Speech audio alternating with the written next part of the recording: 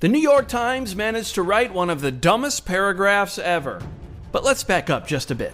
RFK and his merry health bandits have long complained about companies using ingredients like food dyes that are known to cause cancer in American foods, but simultaneously selling healthier versions in different countries. American food companies are selling the same exact products overseas without these chemicals, but choose to continue serving us the most toxic version here. It's un-American. Froot Loops has been cited as a prime example. With artificial food dyes, they have shown all over the world that they can use colorants that come from fruit.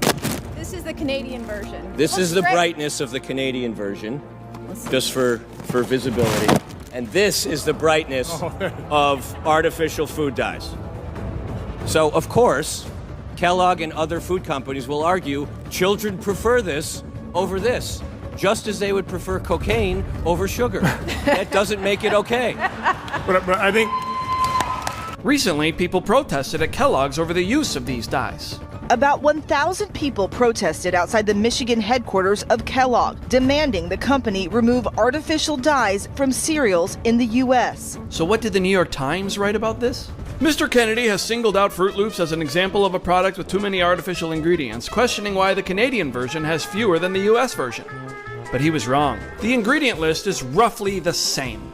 Although, Canada's has natural colorings made from blueberries and carrots, while the U.S. product contains red dye 40, yellow 5, and blue 1, as well as butylated hydroxytoluene, this is ridiculous, or BHT, a lab-made chemical that is used for freshness, according to the ingredient label. So you would say that the ingredient list is not roughly the same, right?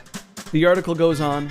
The U.S. food system under the FDA operates very differently than the food system in Europe, where chemicals tend to be subject to safety review before they enter the food supply. In the United States, new ingredients regularly debut in food with no notice to the FDA or the public. Boy, that seems like a problem? Is the New York Times trying to dunk on themselves here? What in the hell are you guys talking about? But of course, this issue doesn't just exist with cereal. This is McDonald's French fries. In the US, there's 11 ingredients. In the UK, there's 3, and salt is optional. An ingredient called dimethylpolysiloxane is an ingredient preserved with formaldehyde, a neurotoxin, in the US version. This is used as a foaming agent, so they don't have to replace the oil that often, making McDonald's more money here in the United States. But they don't do that across the pond. This is Skittles. Notice the long list of ingredient differences. 10 artificial dyes in the US version and titanium dioxide. This ingredient is banned in Europe because it can cause DNA damage. Doritos. The US version has 3 different artificial dyes and MSG. The UK version does not. General Mills is definitely playing some tricks on us.